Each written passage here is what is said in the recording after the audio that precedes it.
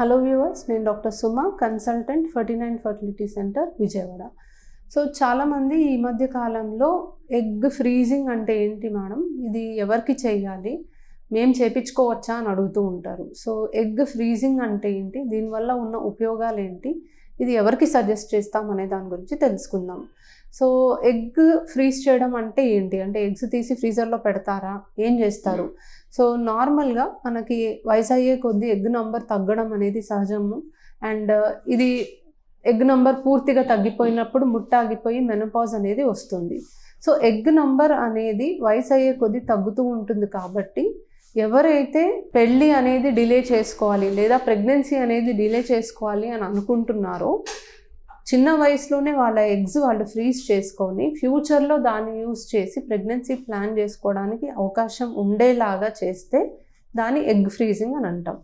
So egg freezing అనేది social reasons వల్ల చేయొచ్చు. అంటే ఇప్పుడే మ్యారేజ్ వద్దు అనుకున్న వాళ్ళు, అంటే ఎడ్యుకేషన్ పర్పస్ కావచ్చు, లేదా వాళ్ళకి కెరియర్లో జాబ్ అది రావాలి, సెటిల్ అవ్వాలి అని పోస్ట్పోన్మెంట్ వల్ల అవ్వచ్చు, లేదా పార్ట్నర్ అప్పుడే దొరకలేదు అని అవ్వచ్చు. సో ఏ రీజన్ వల్ల మనము పోస్ట్పోన్ చేయాలి అని అనుకున్నా ఎగ్ ఫ్రీజింగ్ వల్ల మనము ఎగ్స్ని స్టోర్ చేసుకొని ఉంటే దాన్ని సోషల్ ఎగ్ ఫ్రీజింగ్ అని అంటాం. బట్ ఇలా కాకుండా వేరే అదర్ రీజన్స్ వల్ల కూడా మనం ఎగ్స్ ఫ్రీజ్ చేసుకోవడానికి అవకాశం ఉంది. సే ఫర్ ఎగ్జాంపుల్, వాళ్ళకి ఏదైనా జెనెటిక్ ప్రాబ్లం ఉంది, లేదా వాళ్ళకి ఎండోమెట్రియోసిస్ అనే ప్రాబ్లంకి మనం సర్జరీ చేస్తున్నాము, లేదా వాళ్ళకి క్యాన్సర్కి సంబంధించిన ట్రీట్మెంట్ చేయాల్సి వస్తుంది. సో ఇలాంటి కండిషన్స్లో ఎగ్స్ తగ్గుతాయని మనకి ఖచ్చితంగా తెలుస్తుంది. కాబట్టి మనం ముందే ఆ ఎగ్స్ని ఫ్రీజ్ చేసుకొని పెట్టడానికి అవకాశం ఉంటుంది.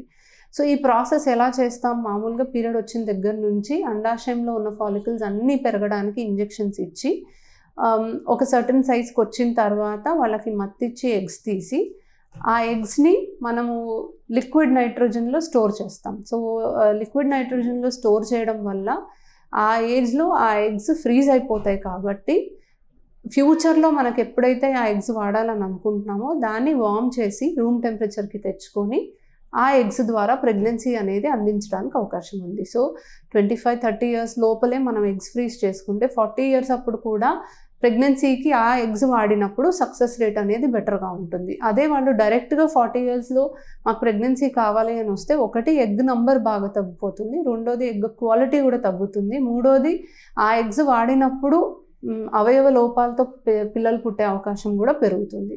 సో వేరియస్ రీజన్స్ వల్ల ఎగ్ ఫ్రీజింగ్ అనేది చేస్తాము. ఇది చాలా సేఫ్ ప్రొసీజర్.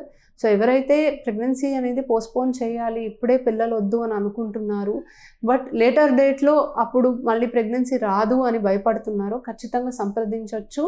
అండ్ మీకు అది ఎంతవరకు ఫీజిబుల్ అనేది తెలుసుకొని ప్రొసీడ్ అవ్వచ్చు. Thank you.